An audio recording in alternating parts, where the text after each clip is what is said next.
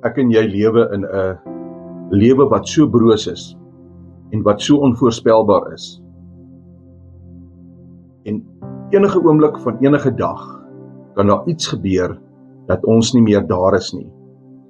En ek het 'n vraag aan jou en my hart vanaand ten opsigte van dit. Sou daar iets gebeur? Is jy gereed? Is jy gereed om Jesus te ontmoet? Is jou lewe so oorgegee dat jy hom kan ontmoet?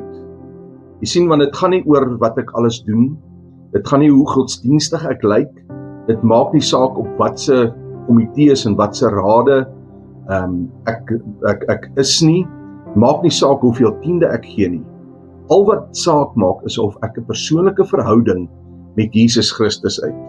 En weet jy wat, ons baie keer lewe ek en jy asof ons nooit gaan doodgaan nie, of ons nooit gaan sterwe nie, en is reg dat ons beplan, maar ons lewe asof ons nooit gaan doodgaan nie, asof ons vir altyd op hierdie aarde gaan lewe.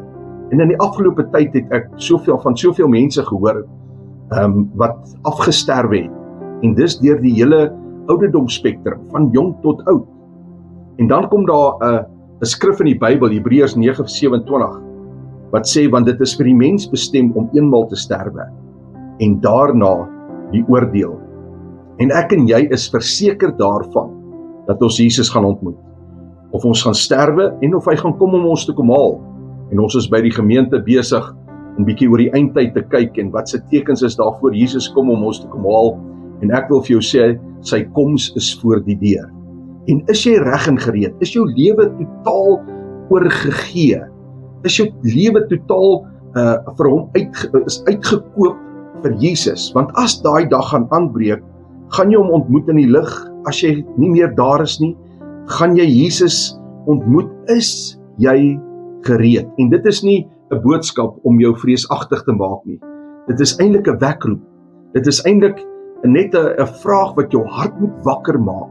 Want daar is soveel plekke in die Bybel wat Jesus sê, daar's mense wat tekens gedoen het, en soos in Matteus 7 gaan kyk, Here, in U naam het ons duiwels uitgeryf, ons hande op die siekes gesê en hulle het gesond gemaak. En dan sê hy, gaan weg, ek het jou nooit geken nie. En hierdie dag, hierdie boodskap, is 'n boodskap wat vir jou geleentheid gee, om net te herbesin, sê, is my lewe reg? Is ek gereed?